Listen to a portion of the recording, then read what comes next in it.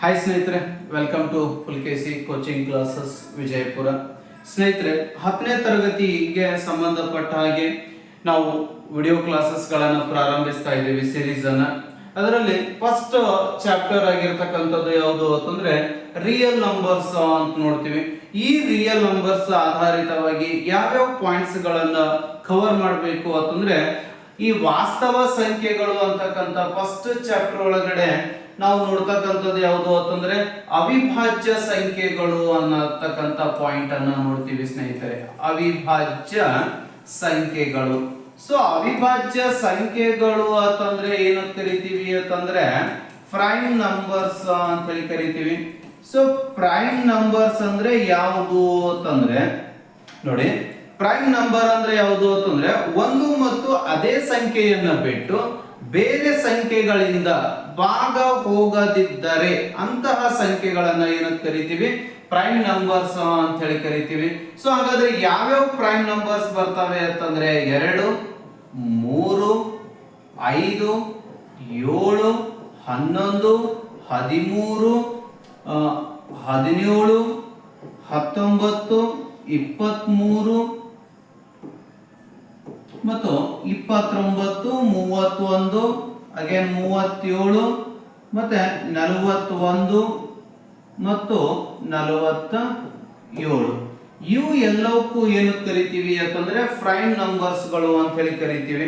So prime number ಅಂದ್ರೆ ಯಾವ್ದು ಕರಿಬಾರ್ದು ಅಂತಂದ್ರೆ ಈ ಸದ್ ಫಾರ್ ಎಕ್ಸಾಂಪಲ್ 4 ಇದೆ, 6 ಇದೆ, 8 ಇದೆ, 10 ಇದೆ, 9 ಇದೆ, 12 ಇದೆ.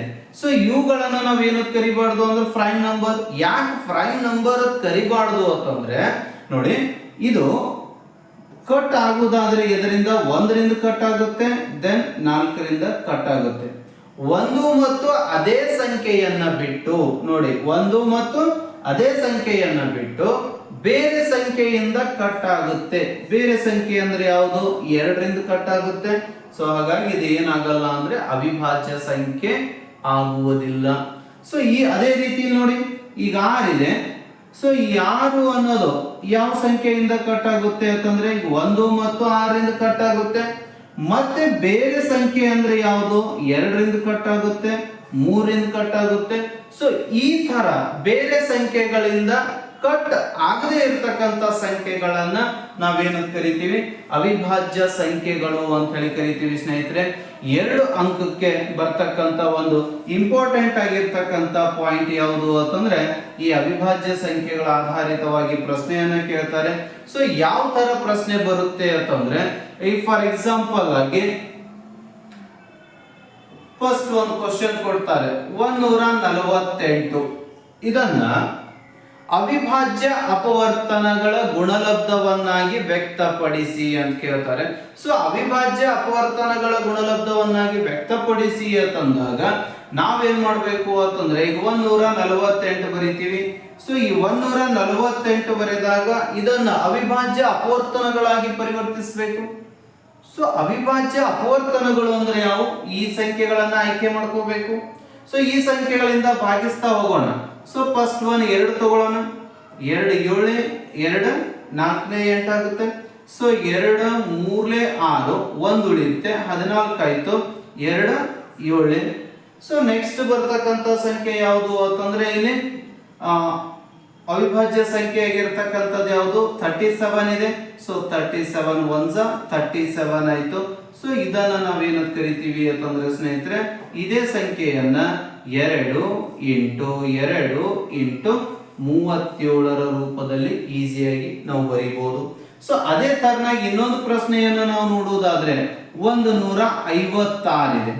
ಸೊ ಈ 156 ಅವಿಭಾಜ್ಯ ಅಪವರ್ತನಗಳಾಗಿ to express the product of prime numbers ಅಂತೇಳಿ ನೋಡಿದಾಗ ಹೆಂಗ ಅಂತಂದ್ರೆ ಈ ಸದ್ ನೋಡಿ 156 ಕೊಟ್ಟಿದ್ದಾರೆ.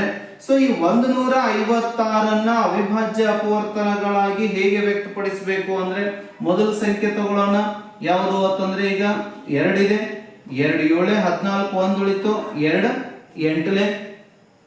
ಸೊ ಅಗೇನ್ 2 3 6, 1 ಉಳಿತು, 2 9.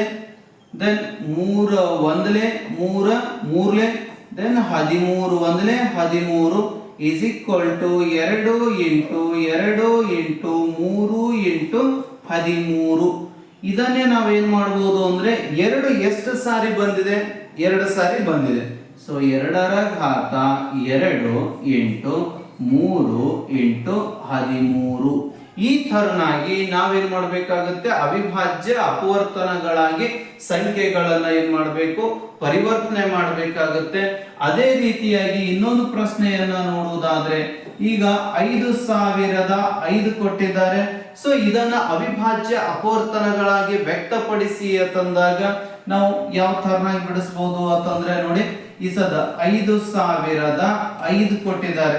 ಸೊ ಇದು ಯಾವ ಸಂಖ್ಯೆಯಲ್ಲಿ ಕಟ್ ಆಗುತ್ತೆ ಅನ್ನೋದು ಮೊದಲು ನೋಡ್ಕೋಬೇಕು. ಸೊ 5ರಿಂದ ನಾವು ಹೋಗುತ್ತೆ ಆದ್ರೆ, ಸೊ 5 1s 0 0 0 0 ಅಗೇನ್ 5 1s ಬರಿತೀವಿ. ದೆನ್ ಇದನ್ನು ನಾವು ಮತ್ತೆ ಯಾವ ಸಂಖ್ಯೆಯನ್ನ ತಗೋತೀವಿ ಅಂತಂದ್ರೆ 7 ಟೇಬಲ್ ಅನ್ನು ತಗೊಳ್ಳಿ. 7 ಒಂದಲೇ 7 ಆಗುತ್ತೆ, 3 ಉಳಿತು, 7 4 28 ಆಗುತ್ತೆ, 2 ಉಳಿತು. So 7 3 so 21. ಈಗ 143 ಬಂತು. ಈ 143 ಯಾವ ಟೇಬಲ್ ಒಳಗಡೆ ಬರುತ್ತೆ ನೋಡೋಣ. ಸೊ ಇದು ಯಾವ ಟೇಬಲ್ ಬರುತ್ತೆ ಅಂದ್ರೆ 11 ಟೇಬಲ್ ಒಳಗಡೆ ಬರುತ್ತೆ. 11 1s 11, 3 ಉಳಿತು, 11 3s, then again 13 1s. Then we multiply all these numbers. 5 into 7 into 11 into 13.